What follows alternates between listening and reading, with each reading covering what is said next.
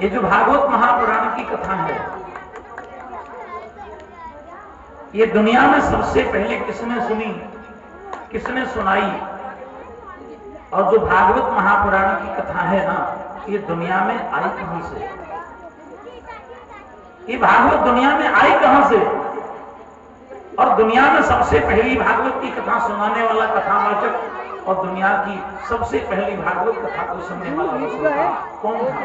जब तक ये सारी बातें हम लोग नहीं समझेंगे विस्तार से, तब तक आगे की कथा समझ में नहीं आ सकती।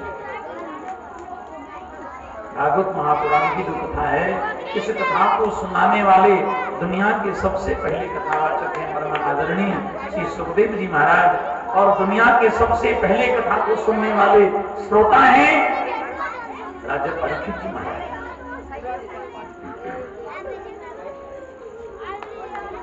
श्री सुखदेव जी महाराज दुनिया के सबसे पहले कथावाचक हैं और राजा परीक्षित दुनिया के सबसे पहले श्रोता हैं। ये भागवत के दोनों सबसे पहले श्रोता और वक्ता हैं।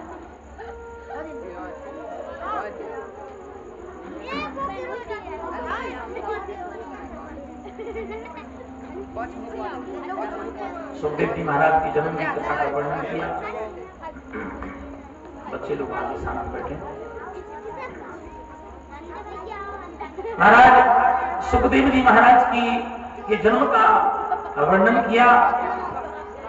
राजा परीक्षित जी महाराज के जन्म की कथा का वर्णन किया।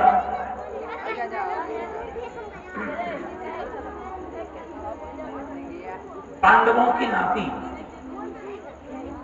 पांडवों की नाती है राजा परीक्षित जी महाराज।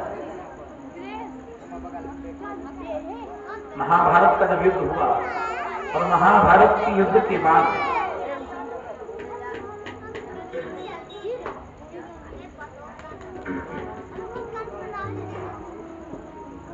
महाभारत के युद्ध के बाद जब पांडव लोग राजा बने, तो पांडवों ने अपना राज्य अपने नाती को दे दिया, क्योंकि पांडवों का कोई बाप, कोई बच्चा, कोई बालक बचा नहीं, कोई पुत्र बचा नहीं।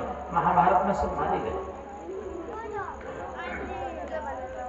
महाराज पांडवों का एक नाती जिसका नाम था परीक्षित, पांडवों ने बुढ़ापे में अपने नाती को इस भारत देश का राज्य पद दे दिया। इस भारत देश का राजा परीक्षित महाराज को घोषित कर दिया गया। जब महाराज परीक्षित राजा बने, राजा बनने के बाद राजा परीक्षित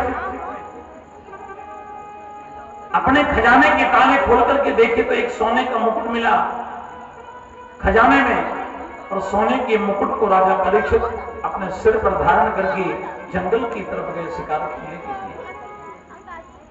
जब शिकार खेलने के लिए जंगल में गए तो रास्ते में राजा परीक्षित को एक गाय मिली और एक बैल मिला।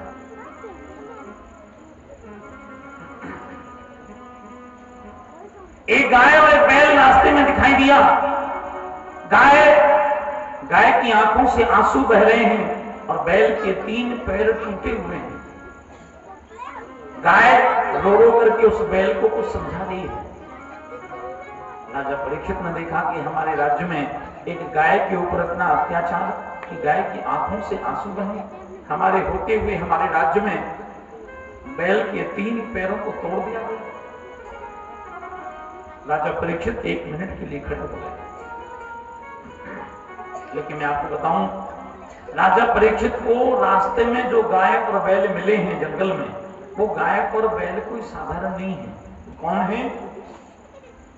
जब जब पृथ्वी के ऊपर ज्यादा अत्याचार होता है, जब जब पृथ्वी के ऊपर अत्याचार होता है, तब तब पृथ्वी माता ही गाय का रूप धारण कर लिया करती है। लिखा है रामायण में, धैन रूप धरि हृदय विचारी, गई जहां सुर नर मुनि जाती। पृथ्वी माता ही गाय का रूप धारण कर लेती हैं। और महाराज ये बैल कौन है? बैल साक्षात धर्म का रूप है, धर्म का अवतार है।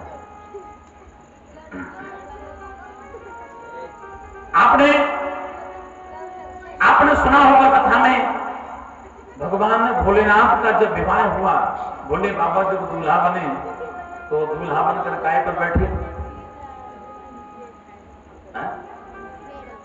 अरे दुनिया के लोग जब दूल्हा बने तो घोड़े पर बैठते हैं, लेकिन भगवान भोलेनाथ जब दूल्हा बन को काय पर बैठे हैं, बैल पर बैठे हैं।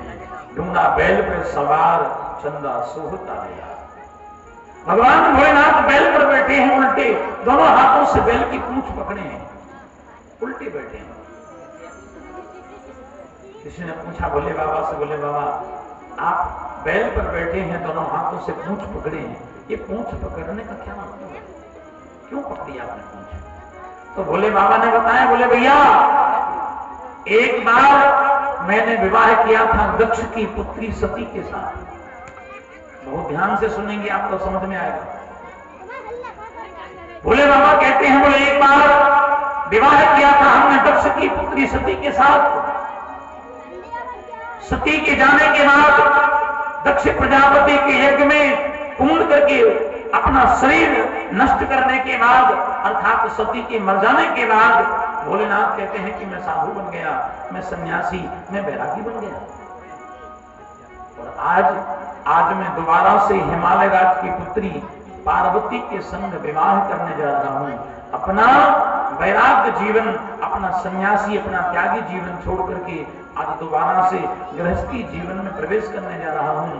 तो महाराज मनुष्य चाहे साधु बन के रहे, चाहे सन्यासी बन के रहे, चाहे भस्म लपेट के रहे, चाहे घर परिवार में पत्नी बच्चों के साथ रहे, जैसे मर्जी पड़े वैसे रहे, लेकिन धर्म ना चला जाए। धर्म की पूंछ अपने हाथ में जरूर पकड़े रहिएगा। जिंदगी में जो अच्छा लगे सो करो, जैसे मर्जी पड़े करो, हाँ? जो पहनना वो पहनो, जैसे रहना वैसे रहो, लेकिन क्या करो, धर्म ना चला जाए। धर्म की पूंछ अपने हाथ में जरूर पकड़े रहना, क्योंकि आपकी जिंदगी में सब कुछ चला गया। धन मिट जाए, पैसा मिट जाए, परिवार मिट जाए, संपत्ति मिट जाए, कुछ नहीं मिटा। और अगर धर्म मिट गया तो सब कुछ मिट गया। आज इस भारत की भूमि पर ऐसे ऐसे राजा महाराजाओं ने जन्म लिया। रामायण में लिखा है, शिव दधीच हरिश्चंद्र नरेशा, सही धर्म हित कोटि कलेशा। महाराज राजा हरिश्चंद्र का परिवार मिट गया, राज्य मिट गया, खुद भी मिट गए। राजा हरिश्चंद्र का राजपाट धन दौलत से मिट गया। एक कसाई के घर में खुद भी बिक गए। राज्य मिट गया, परिवार मिट गया, सब कुछ मिट गया, कुछ नहीं बचा। लेकिन अपने धर्म को नहीं छोड़ा, अपने धर्म को कभी नहीं त्यागा। सब कुछ मिट गया लेकिन धर्म नहीं मिटा, सब कुछ त्याग दिया लेकिन धर्म को नहीं त्यागा। महाराज राजा मोरध्वज अपने पुत्र को आरे से चीर करके शेर को खिला दिया, लेकिन अपना धर्म नहीं छोड़ा। गुरु गोविंद सिंह के पुत्रों को उनकी आंखों के सामने चौराहे पर खड़ा करके आरे से चीर दिया गया। गुरु गोविंद सिंह के पुत्रों को उनकी आंखों के सामने दीवारों में चिन्हवा दिया गया, लेकिन अपने धर्म को नहीं त्यागा, अपने धर्म और अपने ईमान को कभी नहीं छोड़ा। महाराज ऐसे कितने राजा महाराजा, ऐसे कितने वीर महापुरुष इस भारत की मिट्टी पर जन्म लिए, जिन्होंने अपना धर्म बचाने के लिए अपना सब कुछ मिटा दिया।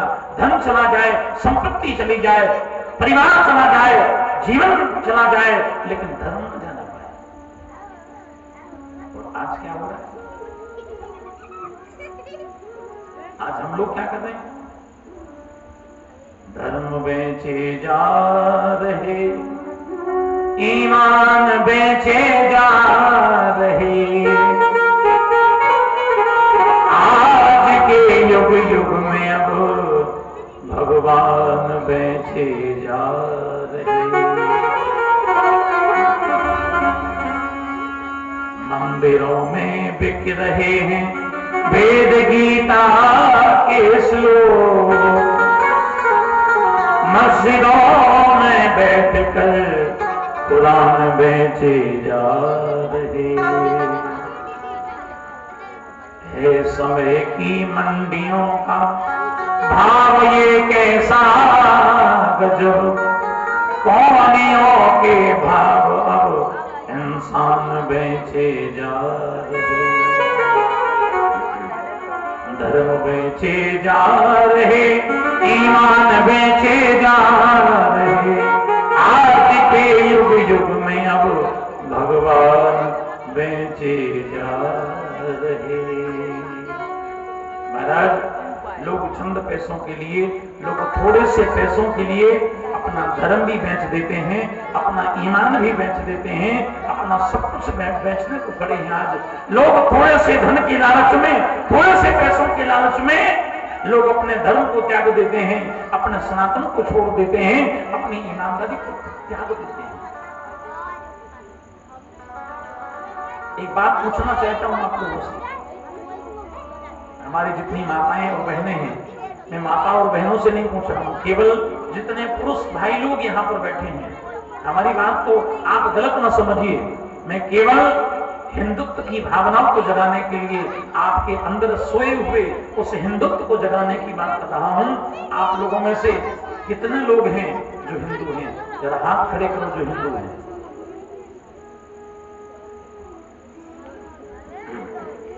ये तो हम भी जानते हैं, ये तो हम भी जानते हैं कि तुम भगवान की कथा सुनने आए हो, राम कथा के पंडाल में बैठे हो, तो हिंदू तो हो ही, क्योंकि तुम लोग उर्स का मेला देखने जा सकते हो, तुम लोग कव्वाली सुनने जा सकते हो, लेकिन तुमने किसी टोपी लगाने वाले मुसलमान को राम कथा के पंडाल में नहीं देखा।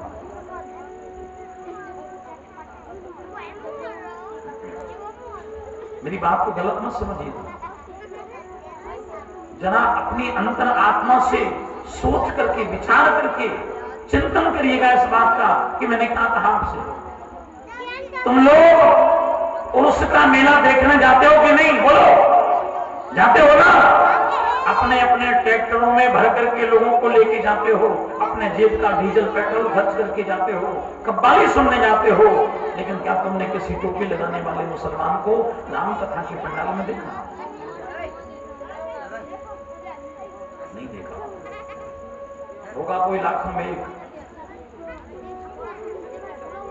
उर्स का मेला होगा तो उर्स के मेले में सबसे ज्यादा हिंदू दिखाई पड़ते हैं। कव्वालियों का कार्यक्रम होगा ना, तो कव्वाली सुनने के लिए मुसलमानों से ज्यादा हिंदू दिखाई पड़ते हैं। लेकिन तुम्हारे मंदिर में जब रामनवमी का त्योहार होता है, तुम्हारे मंदिर में कृष्ण जन्माष्टमी का त्योहार होता है, कभी बाबा के दरवाजे पर जब कभी गोटों का कार्यक्रम होता है, जब तुम्हारे मंदिर में कोई कथा भागवत होती है, तो क्या कोई मुसलमान तुम्हारे धार्मिक कार्य में सम्मिलित होता है? बोलो, नहीं होता ना। लोग कहते हैं हिंदू मुस्लिम भाई भाई, कभी नहीं, कभी नहीं। मैं बुराई नहीं कर रहा हूं, आलोचना नहीं कर रहा हूं, आपके सोए हुए हृदय को जगाने के लिए थोड़े से दो कड़क शब्द बोल रहा हूं। मैंने कहा कि कितने लोग हिंदू हैं, आपने हाथ खड़े कर दिए। अब वो लोग हाथ खड़े करिए जिनके पास हिंदू होने का सबूत है। क्या प्रमाण है, क्या पहचान है तुम्हारे पास कि तुम हिंदू हो? एक मुसलमान के सिर पर टोपी लगी होती है, देखने से पता चलता है कि मुसलमान है, होता है कि नहीं? एक सिख होगा, पंजाबी होगा, पंजाबी के सिर पर पगड़ी बंधी होती है, पता चलता है कि सिख पंजाबी है। तुम्हारे पास क्या पहचान है कि तुम हिंदू हो? अगर है किसी के पास तो हाथ खड़ा करके बताओ। इतने लोगों में से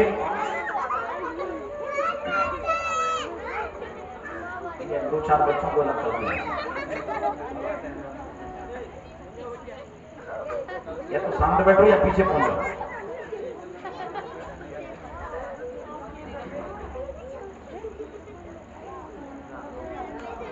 इतने लोगों में से मुश्किल से दो चार लोग ऐसे होंगे जिनके पास अपनी पहचान हो। महाराज, जैसे एक मुसलमान के सिर पर टोपी लगी होती है, जैसे एक सिख पंजाबी के सिर पर पगड़ी बंधी